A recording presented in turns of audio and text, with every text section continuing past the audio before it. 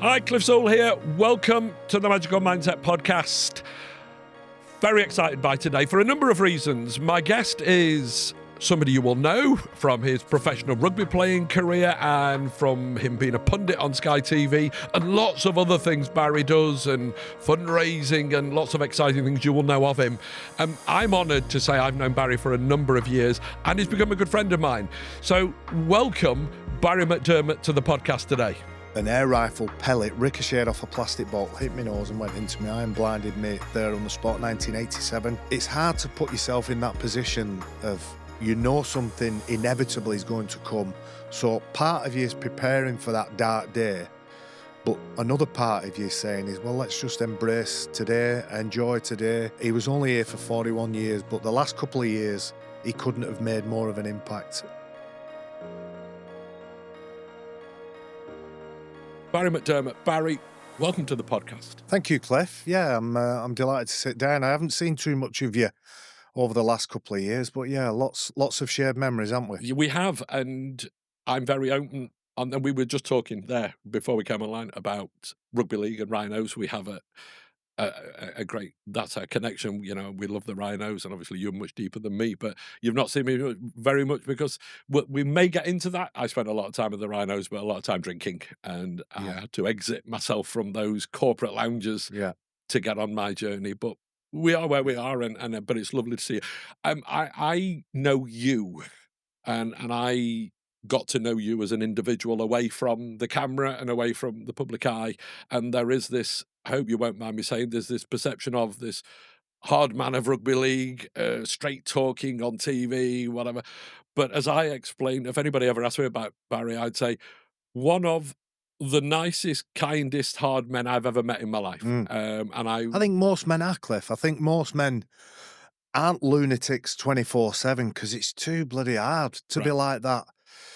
The outlet I had as a youngster was my sport. I was, I suppose, as a youngster, little bit. I had a lack of confidence. I wasn't an academic kid, so it was my way of expressing myself, sport, and then I narrowed it down to rugby league. I am going to interrupt you because this is an important bit I want to get to, because people will know Barrie.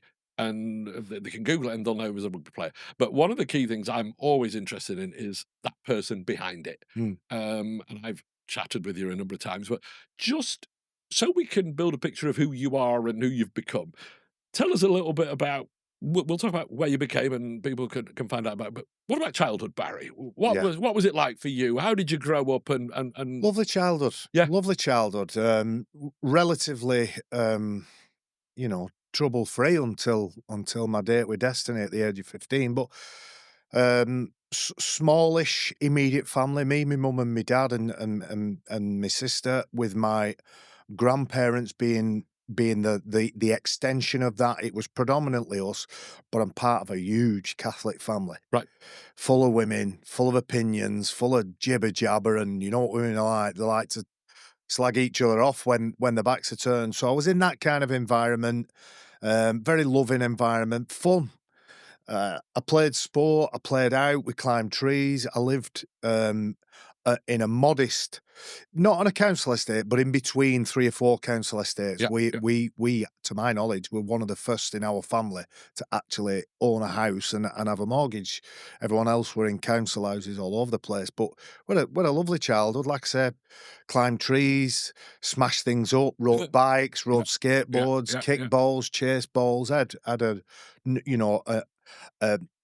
a childhood that I think now has gone because the world has changed a little bit, but I'm incredibly grateful for the support I had from parents and an extended family. You talk about, you call it a date with destiny at 15. Tell us about that. Yeah, at the age of 15, I was out with an air rifle with a pal of mine who was going to join the army, and an air rifle pellet ricocheted off a plastic bottle, hit my nose and went into my eye and blinded me there on the spot, 1987, 5th of December. And then into the new year, February, I had my right eye removed, a prosthetic put in, and then that was the end of my ambition to be a soldier. And I was lost for a couple of years, but the one constant throughout my life has been my competitive spirit, my athletic ability. I say that in inverted commas because I'm a big boy and I like my food, Right. but I've always loved training. I've always enjoyed training. Still train now. Still work out 6 times a week. This morning I've done a 10K and already done a class at 7 a.m. this Can we morning. So jump back? We'll get on to you. I just want to jump back because I think this is a really important point because there'll be young men or young women out there who are above the age of 15 who are in a situation, and there'll be certainly parents out there who've got a young lad who you were in a situation where armies, you've had a good childhood, armies the track, structure, discipline, yeah, whatever, and that one incident, a freak accident, there's a reason I don't overplay it, Cliff, because it relatively means nothing. I know that sounds bizarre. but I think my point, it could have done. Yeah, You could have. How many times do we hear a story of a young man or a young lady who 5, 10 years after that type of incident have gone completely off the rails? it's not me, Yeah. Cliff. How I've did got support right, around okay, me. that's the point. How did I you had stop that? ambition, I had drive, and I had a lot of people in my life who said I shouldn't, I wouldn't, I couldn't do anything because that was it. And a bit like the Rocky Balboa stories that are all embossed in my brain. It's get up, keep going. It's not whether you get knocked down. It's when you get knocked down, get back up, keep going and keep going and keep going and prove everybody wrong. So the reason I don't overplay it, and I understand everybody's fascination with it, but it don't mean nothing to me. It means nout, to use my oldham, Yeah. you know, uh, accent and express it that way. It's a moment in time that give me a wobble for a while. It made me change my focus, but because of the support around me, because of the encouragement around me, friends, family, and the opportunities that I got through sport, it was actually the thing that instead of holding me back, it propelled me forward because I got an extra level of determination, an extra level of, right, I'm going to prove you wrong. Do you still carry that with you now? In everything, I think that's important, isn't it? That's who we are as men. I'm in the business world now, and I start a new business, and I want it to succeed. And every day, my mindset is, how do I make this a little bit more successful today than it was yesterday? So yeah, absolutely. So we'll go back 15, you go to the army, so the situation happens with your eye, and then you end up being a rugby player, professional rugby player. Yeah. Now, I'm sure there were many reasons you could have found, well, this is not going to happen. I've got one eye. So, it's fact. How did you make that happen then? And what did you have to overcome?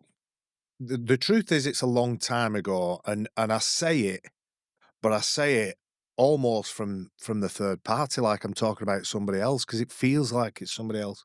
So obviously there is a depth perception challenge. There is an adjustment in what I can and can't see. But it was just an obstacle. It wasn't a barrier, it was an obstacle. And my my nature is to overcome those challenges and just find a way through. So what did I have to overcome? Probably the doubting of people around me. People in the changing room never doubted me because they knew who I was and what I was about. When I joined a new environment after a short period of time and I'd proved myself within the different teams and the different levels because I'm lucky enough to play at every single level, every level, including the highest level there is in our sport as an international. There's no luck involved there, though, Barry. No, No, no, it's no, not luck.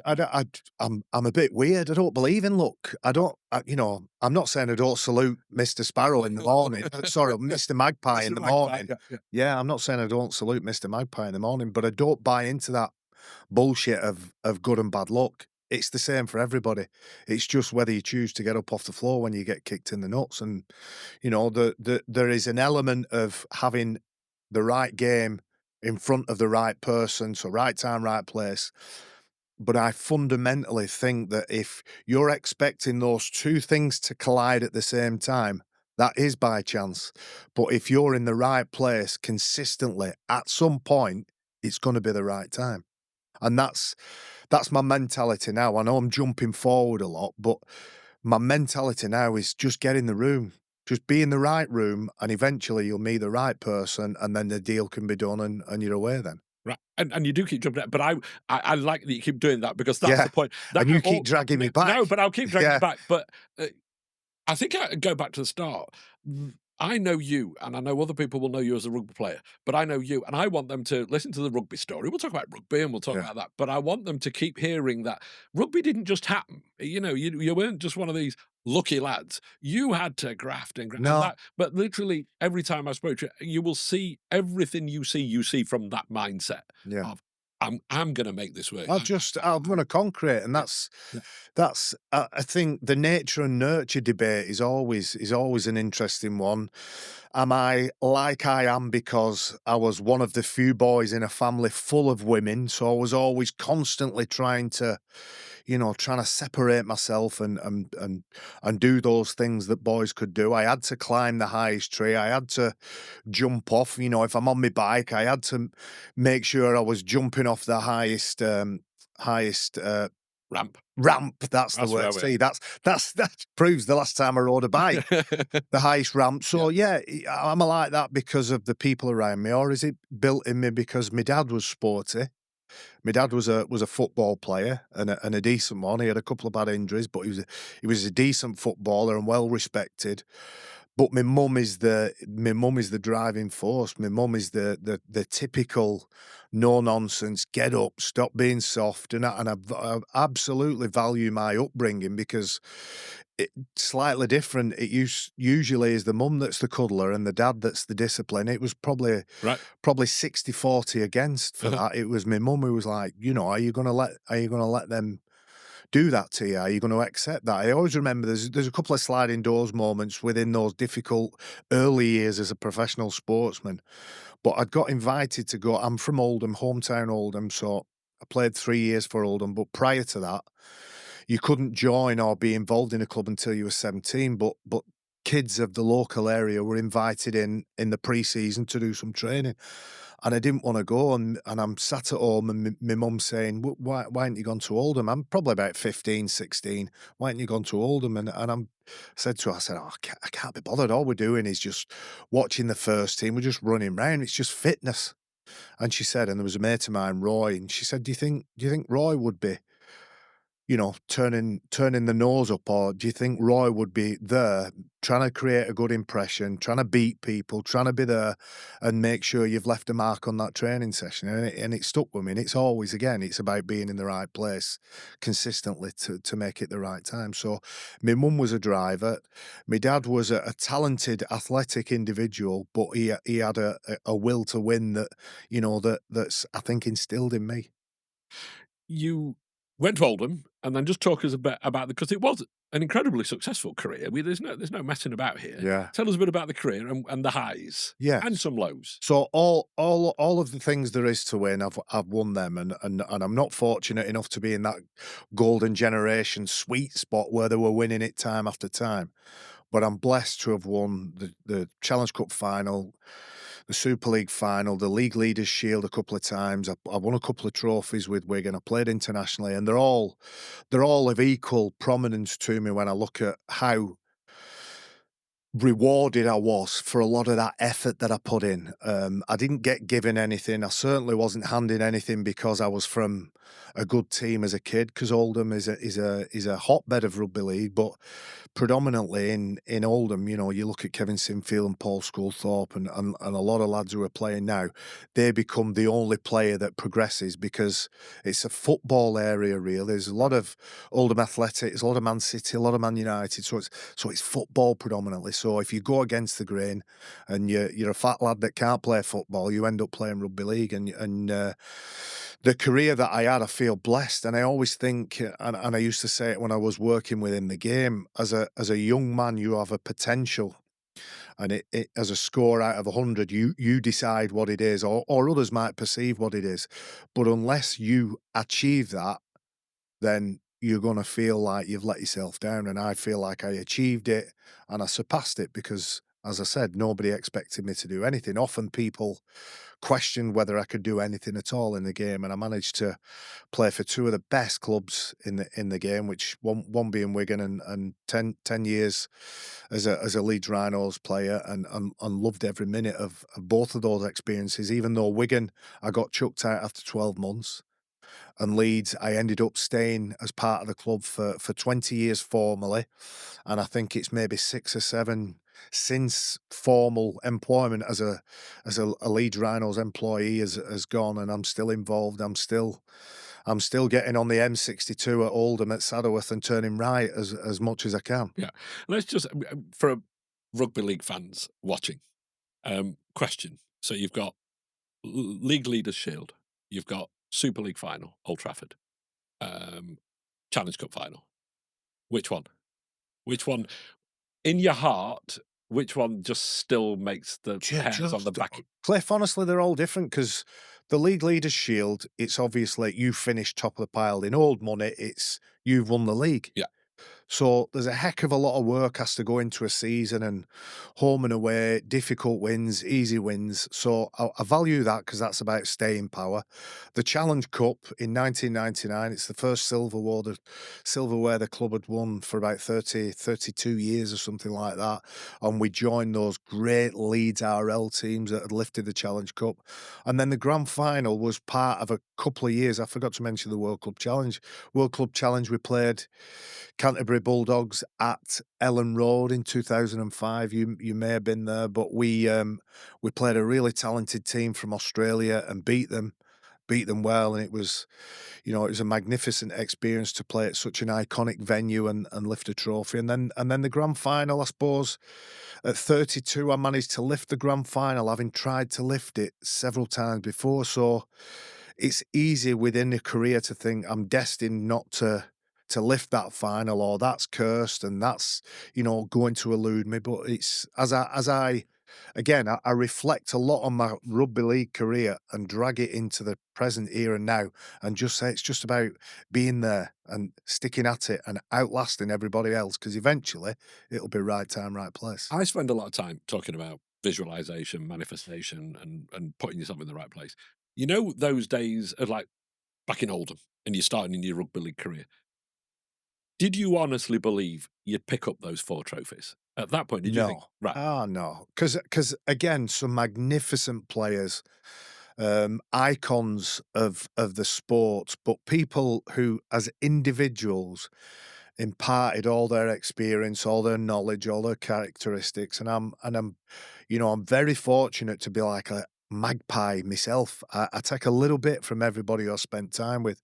So just to name a few, when I was at Wigan, obviously my best friend is Terry O'Connor, and we've known each other since we were 16. He's a very committed man. He's very loyal. We talked about loyalty and how important that is in anybody, but it's really strong in my set of values and principles. But Tez is a very shrewd businessman, a very disciplined, very dedicated individual. And then at Wigan, players like Andy Farrell, who was a young captain at the time, immense presence in both rugby league and rugby union. But to be alongside him day in, day out, you'd be mad not to take things off Andy Farrell and Sean Edwards and Frano Botica and Martin O'Fire when I'm in the Wigan dressing room, and then during my time as a Leeds Rhinos player, albeit a young Danny Maguire and Rob Burrow.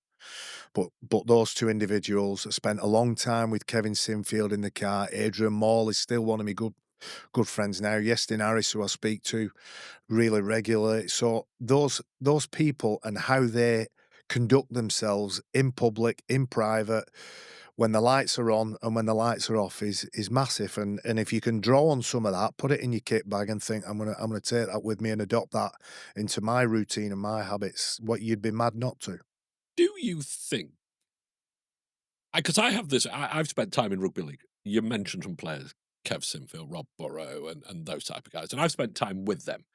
And the one thing I can say to any single person who however watches, they'll watch Sky Sports and they'll watch those players and they'll watch rugby league players, and I would say 96% of those chaps you see are genuinely like that in real life. Yeah. Yeah, no, there's no pretense. And now I'm not sure football is the same. No. Is it because you were in rugby league that kept you so grounded? You were a superstar. Is it that's made you the man you are today? I have a lot to thank rugby league for, but it's an imaginary thing, innit? You thank, we talk about the club, Leeds. I'm part of the club, and it's an imaginary thing. It's the individuals within the sport, within the organisation, or the people that you meet along the way. It's inherent in us as Northerners, to be honest, right? It's expected that we graft.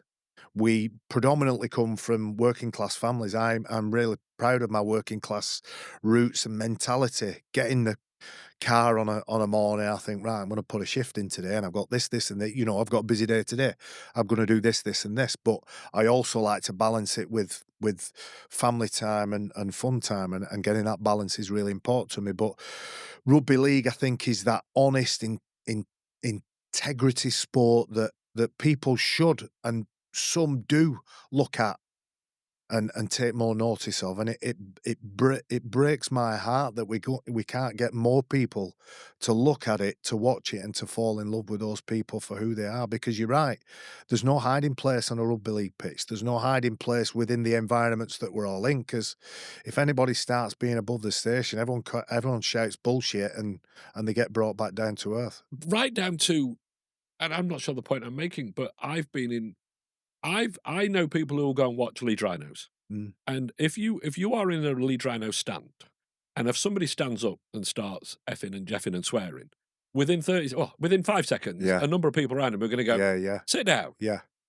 But that same person can go to Ellen Road yeah, at football. Oh, sorry, no, I'm not having a go at Legion either, at yeah. football, and it's almost expected. Absolutely, yeah, There is a culture and a behaviour yeah, around rugby league that I think, if it was put out elsewhere, would yeah. be a massive help. Well, you mediate your language for the environment that you're in.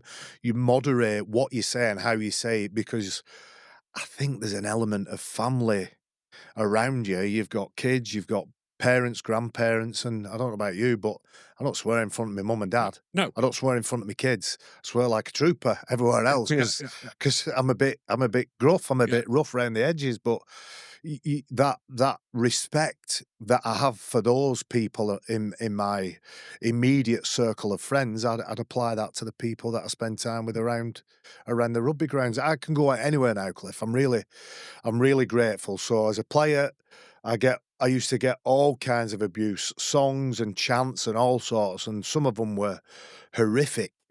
But now I get a smile and I get an open hand, because I think people recognise I've got the game's goodness at heart. They recognise I've done what I can to promote the game, and I will continue to do what I can to promote the game and the people within it.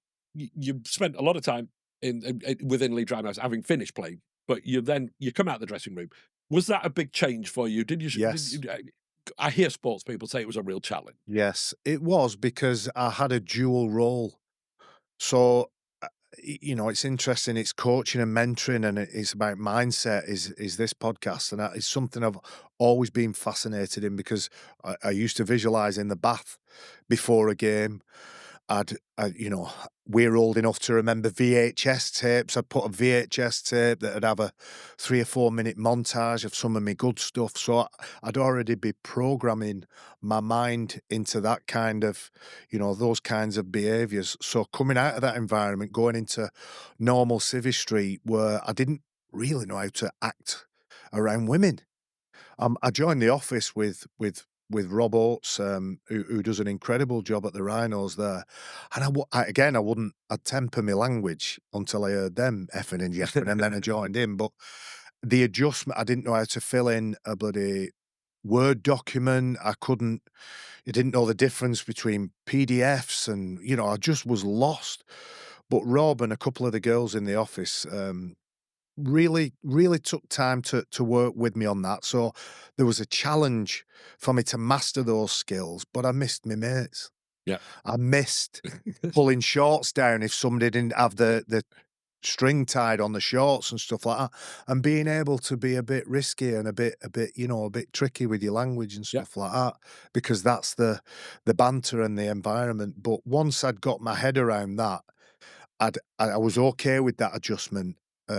I guess the question that follows is, do you miss playing? I miss playing all the time, Yeah. because I loved playing. I loved playing, and I got paid for it. I didn't play because I got paid for it. I wanted to play at the highest level, and I consistently took less money at Leeds. People who know Leeds will know Gary Etherington, who's you know, an incredible man, and the Rhinos owe him a lot, but he has a mixed reputation, and they won't be surprised to know that I got undervalued and shortchanged on every contract that I signed, but I would have signed for a lot less because I believed in the passion of the club.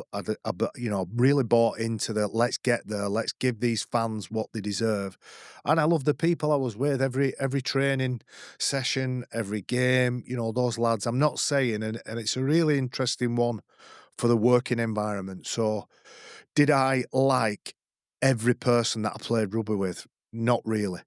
Did I value what they brought to the team? Absolutely. So my grandma, Irish Catholic family, my grandma used to say, you can find the good and bad in everybody. It depends what you're looking for. So if you focus on one thing, that's what you're going to see all the time. So some of those big characters, they were quite difficult to be around, but because they were good at the job, you focused on what you liked about them. I'll pick up on another rugby league one, an unfair question. You might say, "I can't answer that." Who's the best player you've ever played with? Who's the best player you've ever played against? Well, there's a number of really good players, Go on. right? There's a number of really good players, but And when what I'm I looking for is why as well. yeah, so what I'll do is I'll give you the person that I think when I've reflected on my time in the game, he was the one that helped me, Right. right? So I'll give you him, but I'll preface it with played with Adrian Morley, played with Terry Newton, played with some magnificent players during my time as a Leeds player.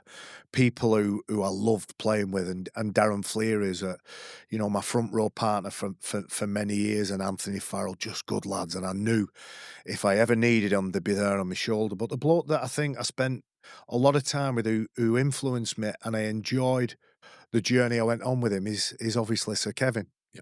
So everybody will talk about Kev. He wasn't the fastest, wasn't the biggest, wasn't the strongest, wasn't the most skillful, but every skill, every facet of the game that he was just a little bit under, that's where he spent his time. And he made himself into probably one of the most complete players. But during the time that he was at the club, which was almost 20 years, he evolved and changed 3 or 4 times to suit the times and the coach and the role, excuse me, the role that the team needed him to fulfill. But I'd say Kevin, but his leadership style, his aura, he's still got an aura now. I still spend time with Kev, and I've done some work with him just recently on a speaking tour. And how's Kev changed in, I know I'm drifting here a No, little no, no, bit, but because it's interesting, isn't it? absolutely. So how's Kev changed over the last 5 years during that journey with Rob? Well, he hasn't changed. Still got the same sense of humour. It's still, when we're together, we're still laughing about, you know, Things we can't say on yeah, here. Yeah. farting Yeah, and, yeah, you yeah, know, yeah, all that yeah. kind of stuff. It's still that toilet humour. But what's changed is his aura to not just rugby league fans, but to everybody. I'll tell you a quick story. We went to the Isle of Man and we were doing a talk over there. We were parked up at Manchester Airport, left the car, walked in the terminal at 3. He walked to the escalators. Some lady patted him on the back. He got to the top of the escalators. 2 or 3 people came to him, shook his hand. Just want to thank you for everything you've done. We walked through security. Now I've got a shoulder. I've got a metal joint in my shoulder. So people have knees and hips. I've got a shoulder. So I set all the alarms off me wherever I go. So I'm just slightly behind him. So as I'm getting patted down and, you know, the machine's Yeah. on me that's going Yeah. Yeah. round my joint, I'm looking at everybody, and I mean everybody, saying, "Well done, keep up the great work, magnificent." So how has he changed? He's on show all the time. Yeah. So to have that pressure, to have that hanging round your neck, you can't go to McDonald's and splurge out. So his standards now are even higher than what they were as a player, but his standards made me raise my standards because I'm with him. So that made me a better player, and being in those environments as an older player with a leadership role, you then become somebody who you want people to look up to. So you're not forcing it, you're just asking yourself to do more each and every time. Second part of the question, who's the best player I played against? I played against some brilliant players, all-time greats of that era, because I said I played Australian tests, New Zealand tests, World Cups, all sorts. But I'd say the bloke that I always think is the best player to have ever played in the summer era is Andy Farrell. Right. Andy Farrell's in rugby union now. It's no surprise to people that know him and know him well that, you know, people hang on his every word. He studies the game, even though it's not the game he grew up playing. He studies the game to the point where he's been given the role as Ireland coach and great the British Lions coach in the autumn. Because that's for him to go from rugby league to Ireland and to take the Lions, that's real pinnacle stuff, isn't it? You know, It's amazing. it It's is. never been done before, and there's a I suppose when you look at rugby union and rugby league, there's been a clash over that amateur stroke and professional era. But when the rugby union guys went professional, I think it was '97, just a little bit after we did, they looked over at what we were doing and they tried to incorporate. So what they'd done is cherry picked people over the years, brought them over to rugby union, and it's a bigger pool. It's a more global game. I like rugby union. My first love is rugby league. A good rugby league game beats a good rugby union game, but a good rugby union game is still a good rugby game to Yeah. watch. So I do enjoy both codes. Um, but Faz has a dedication and a discipline and an application that it's no surprise he's picked it up, because he will just keep studying and studying and studying until he's got it.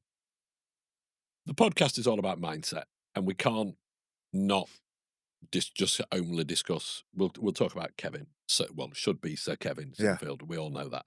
Um, when he started on the runs he's been doing, anybody who knew him wasn't surprised that he went through that. yeah, You know Kevin. If you know Kevin, you know he's going to deliver that, yeah, and he's done an outstanding achievement, and he should be honoured for what he's done.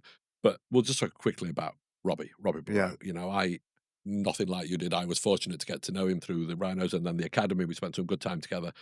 We talk about mindset. We talk about Kevin's mindset and doing that, but we talk about Robbie's mindset from the yeah. diagnosis and until he sadly passed, and his family around him. We'll not go into detail about who, but the way they dealt with it and the way Rob dealt with it was just truly astounding, wasn't it? Awe-inspiring, and lucky enough to be around it a lot, and as we discussed, today I've got some stuff going on with his wife, and she's just amazing.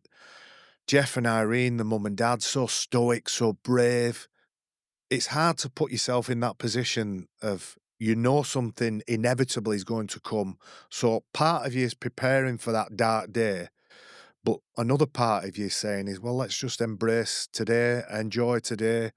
Um, there is a lot of stuff I'm still churning round in my head, because I saw one of my really, really good friends go through something so horrific, so awful, but I saw him rise. Yeah. I saw the very best of him, and Rob was a great lad, and I smile every time. Every time I think of him, I smile. Every time I hear Michael Jackson on the radio, I think he's there. I feel him. I feel his presence, and I still talk to him when I'm in the car. I might be mad. I might be talking to myself, but his influence on me was immense, and it's not because of the things we shared as a rugby league player. It's not the things that we shared when I worked in the academy and I employed him as a coach. It's not those things. It's the beautiful journey he went on. And when I said beautiful journey, obviously there is some terrible elements, but what I saw is him rise, and he embraced the MND community and he brought them to the place that they are now, along with Kev, without a doubt, along with Kev. But what he did is he inspired people to not sit at home and watch TV and wait for the day that God comes knocking at the door. Live every day, embrace everybody in your life, and spend time with them, and enjoy being around. There was no sadness, was there? There was There was a no lot of sadness, no Cliff, no but openly, so, no. yeah, I've not explained Yeah, it. It was we're not gonna sit back and be victims. We are Yeah, going to inspire, yeah. and with Kev and they just inspired people, didn't they? And it's, as I say, it's beautiful. It's beautiful to reflect on it now and think what an amazing inspiration that is. And he was only here for 41 years, I think he Yeah, was when he passed 41. He was only here for 41 years, but the last couple of years, he couldn't have made more of an impact if he'd have played 10 rugby league careers, if he'd have won everything there is to win in any sport, because people looked at him, they looked at his bond with his kids, they looked at the relationship he had with his wife. She's about to release a book. That's why I'm meeting her later on, and I'm really looking forward to that, because although Lindsay always looks like she's got it under control, I know that there was some dark times yeah, and some really challenging experiences that she's gone through, that she went through it predominantly with the support of a family. mhm, But when that door shuts at night, it's yeah. just her and Rob, and she's got a job to do, and it's a job you shouldn't have to do for your beloved, but she did it, and she did it with pride and a great deal of integrity. We had to talk about Robbie because of our connection He's with him. Do you know what, Cliff? He's a big part of my life, Yeah, and of all the people that I've been around, he's right up there, because I think he's probably 9 or 10 years my junior. So I always looked after him, even though he tormented me. I always made a point of looking after the younger players and tried to get them on those right tracks as quick as possible before they do lasting damage to the future and the career that they want to have. yeah. But Rob was somebody who I just clicked with straight away. But that 4 or 5 year journey that he went on with M&D will stay with me forever, because a more private man, a more a more dedicated bloke to getting home to see his family after training, you'll never meet. But what he did is he opened his entire life up to people, so that they didn't feel ashamed Mhm. of slurring the words or not being able to use their hands or limping or whatever. It's an awful disease, and we've witnessed it as people that have watched Rob go through it. But people who haven't got the profile and the prominence that Rob have got have been ashamed and Oh, hid away. there's no doubt about it. Robbie, and everybody around him, and Kev Sinfield have changed the dynamic of what people see now. I Yeah. mean, people now know what it We is. need the right people to change their mind on how they approach research Yeah, and support and care. And the lasting legacy of Rob is up in yeah. Seacroft and the M&D Centre. And it's in no small part to what Kev's done. Millions that he's raised, but he's not just raised it for one, in memory of his friend. It's been spread out over everybody, so that people who need tech to speak, people who need a ramp to get into the house, they need a stair lift to get to bed at night. They've got that now. Now, the government should be providing that. The people that write the checks, instead of spending it frivolously here, there, and everywhere, should be doing what's important to But the you've been people. part of that as well, so you need credit. You got to take Yeah, credit. we've all been Yeah, part of it, yeah, haven't we? yeah, Because yeah. we've been compelled Mhm. to help this young family get through that process as easily as possible. But then you become aware of everybody else, and I've met so many people in that MND community that just are inspiring. We'll move on. So now people will know you from if they're watching Sky and Rugby League as a presenter Yeah. on Sky TV. Still enjoy that? I love it, Cliff. I'm incredibly grateful to the game. I have many different hats that I wear.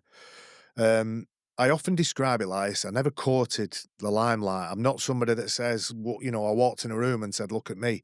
I've just always found myself in it, and from the age of 15, I look different, so people notice me. So I've just learned to embrace that limelight and public speaking. I do commentary for Sky. Presenters probably not the Right. title I've got. I'm more of a pundit than Okay. a presenter, but I do all Yeah. sorts. I do hosting, I do public speaking, I do keynote speaking. I do enjoy going around the after dinner circuit because I think I've got a good Yeah. sense of humour. And I Yeah. don't mind the self deprecation, which goes down well. So the Sky stuff, I think, is just I'm an evangelist. I'm somebody that wants to get people into the cult Mhm. of rugby league and see what we see and be part of our gang and take it forward. So it's a role and responsibility I take really, really seriously. I don't take myself seriously as often as I should, but I really value the responsibility of giving the best version of our game Mhm. to new eyes and Mhm. ears. And what else you up to? Because I know you're up to something. Because I'll tell you a little story in a moment. I'll let you. Where somebody mentioned you to me, and I was smiling to it. So what else? What else do you do I'm in alongside the this? world of business. I've Yeah. always had more than one Yeah. job. So when I joined semi-professional rugby league, I was a builder, I was a joiner. I had a couple of years of full-time rugby league, but I still had that mindset of this is only 3 hours. Yeah. There's another 4 or 5 to play with here. Yeah. So I've always done other things, whether that's going in schools coaching or whether that's, working with amateur clubs during my time as a professional player, or as I am now working in funding, finance, and foreign currency, which if you'd have said that to me at school, people would have laughed at you because I was on the thick table, me. I was too busy playing with plasticine Mhm. in maths and English, but I've managed to educate myself as an older person and I've learned how I learn. And it's by listening to things. I'm not a great reader, but that doesn't stop me attaining and retaining information by audiobooks, by podcasts, and spending time with some knowledgeable Yeah. people and trying to pick up with them. It was I had a conversation with because of my background with knowing some very senior finance people, was my background, and one gentleman, and I'm not gonna say him, one gentleman mentioned to me that they'd just done some refinancing on foreign currency and then said, "Oh, and you'll know who it was Barrie McDermott who made all the introductions," and it made me smile, and with Yeah, the greatest respect, I didn't expect you sat in that room with the Excel spreadsheets all out there, no, but you made it happen. And he said, "No, he was on, he got on at me, he yeah, introduced and he made it happen and we've done a deal." yeah. And It's funny actually. I'm a big film buff. For one of my favourite films is The Layer Cake. One of the first quotes and first lines in it is, "The art of being a good businessman is being a good middleman." Mhm. And I'm in that sector now. I'm in that slot now because I meet people. I meet some decision makers, some important people who have issues, who have problems, and I think I've got a solution to them. So, in 2015, I left the Rhinos as um, head of youth development, combining that with a role that I had with Rob Oates in the corporate and commercial. I loved what I was doing with the academy, but it was just taking up too much of my time. Yeah. If I'm doing anything, I'm head, feet, and brains into it, and it was turning from 40 hours to 50 to 60, and I still hadn't got enough time to do the things I needed to do with the academy. I had a young family growing up, so I made a decision to cut back on that stuff and see what was around. And sales, I think I've always been a salesman, Cliff, Mhm. because I'm either selling myself, selling the game, or I'm selling funding, finance, and foreign currency Right. and everything in between. So sales was something I dropped into. I did a Steve Prescott challenge to Kilimanjaro. Met this guy. He said, "I want you to be an ambassador for my company. It's an American-owned company. We help SMEs in import export and every sector, everything we feel, touch, cups, plates, the clothes we wear, the teeth in my mouth. The Mhm. material has to come from somewhere. So it's dealing with companies like that. And after 6 months of not really doing much, I asked to go down to the head office of the European region on the Strand in London and sat in the office and thought, I am way out of my depth here. But I did what I always do. I thought, right, ask the stupid questions until I get the answer that makes sense to Yeah. me Yeah. Yeah. and keep chopping it into smaller and smaller and smaller pieces so I can absorb that. And after 2 days of this induction, I didn't really understand it, but I knew the patter. And I went on every introduction meeting that I made because I knew what to say, but if there was a question that came back to me, I wouldn't know the Yeah. answer. Yeah. So I sat with all the BDEs, listened to the answers, started to understand it on a deeper level. So I then got a role as a BDE, then got a role as a BDM, then a relationship manager. I'm a consultant for Corpay, the company that I I was saying you work can for. mention the company, Yeah, right? So let's Corpay right. are a massive Yeah. company, massive company. How do you spell that? Corpay, Right, fine. Corpay. So people can find you, and if they wanna talk Yeah, about it, yeah, absolutely. Yeah. yeah. LinkedIn is where I do my stuff Yeah. at the minute. Mhm. That's the place where everybody networks Yeah. without getting off your laptop, innit? Mhm. So Yeah. networking is massive in the sector that I'm in because I've got to go and find those people. I've got to put the case across to come and Mhm. listen to a conversation from an independent provider rather than the person they're with or doing it through the bank and stuff like that. So I love the challenge of it. I love finding somebody that knows nothing about sport, nothing about rugby, nothing about my background, and putting that case forward to Corpay and me and my colleague Mike Wainwright, who used to play for Warrington and Salford. We'll look after your money and we'll make your business a bit more profitable. Fine. Before we finish, so people, they've listened to you, they've listened to the story, they'll know about you. And I don't wanna put you on the spot here, but and we're not just talking about blokes here, but I think we just need to right. I went through a phase as a bloke where I got into a really dark place and I didn't know what to do or how to reach out, but I found my way through. There'll be young men or whatever age blokes out there who are finding it hard at the moment. And they'll listen to certain people. They might listen to me and think, Christ, what do you know? Whatever. But they'll listen to somebody like you and they'll go, well, hang on a minute, I'm going to listen to what he says. Because you've been through it, you've done it. And they look at you and you're full of energy and whatever. Would you just because we keep saying to people, you've got to reach out. It's not that easy. I get it. It's not that easy. Sat there, what would you put across to people? What do they need to do? What bit of inspiration could you share that you could make a difference? Even if it's just if me and you talking today Yeah. lands on a YouTube somewhere in 1 week, 1 month, 3 years time, we don't care. But if it just saves one bloke or woman, but I remember going into a really dark place, Yeah. it's been worth our conversation. It's worth our time. It is, and I asked you not to give me any background on what we were gonna Yep. talk about because I like to be reactive, but I guess the thing that has been really important to me, really helpful to me, is surround yourself with the right people Yeah. because you end up adopting their mentality. So I've been lucky to be in those elite environments where you've got problem solvers. I've picked up a set of tools through sport that allow me then to look at any problem and go, well, I know what, it's just like that. That's what I'll do. And that's the process that I'll use. But surrounding yourself with the right people. You talked about my energy, my enthusiasm. I bring that to everything I do. But when I don't have energy, enthusiasm, and I'm sat and I'm quiet, it means I'm listening. Mhm. I'm absorbing with a view to then asking a stupid question.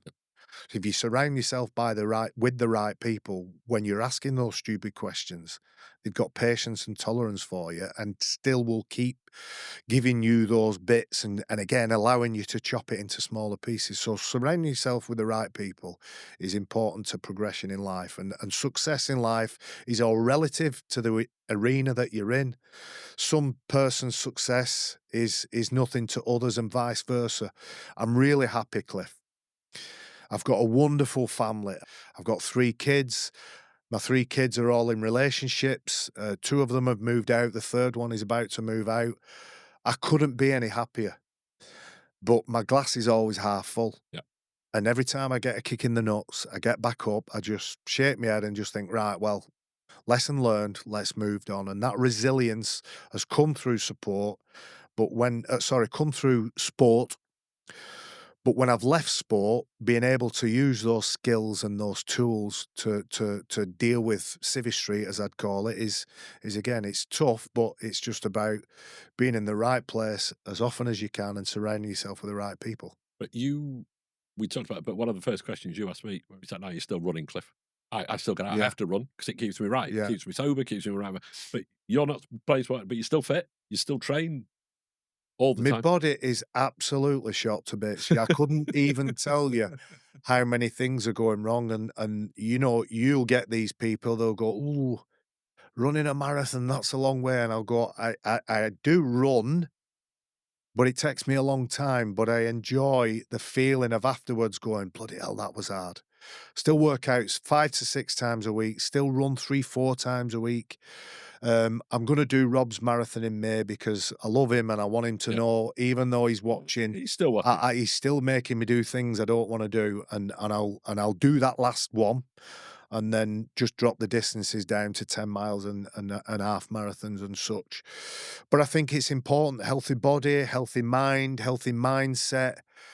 That physical activity releases endorphins that make us happy, but more than that, I'm looking at health span, not just lifespan. I want to be in my 80s, and I know my body will have bits of metal sawn and bolted and glued in it here, there, and everywhere. But I want to be 85 and be a participant in life, not not somebody that's observing. Barry, an absolute pleasure. It was what I wanted it to be. I knew the story, but the way you put it across, I think people will learn a lot from that. Thank you very much. Keep going. Let's keep talking. You too, Cliff. Cheers, Keep Barry. on the good path. We'll keep trying. Thank you for listening to the Magical Mindset Podcast. Please subscribe, leave a review, share around your network. I'm Cliff Sewell. See you next time.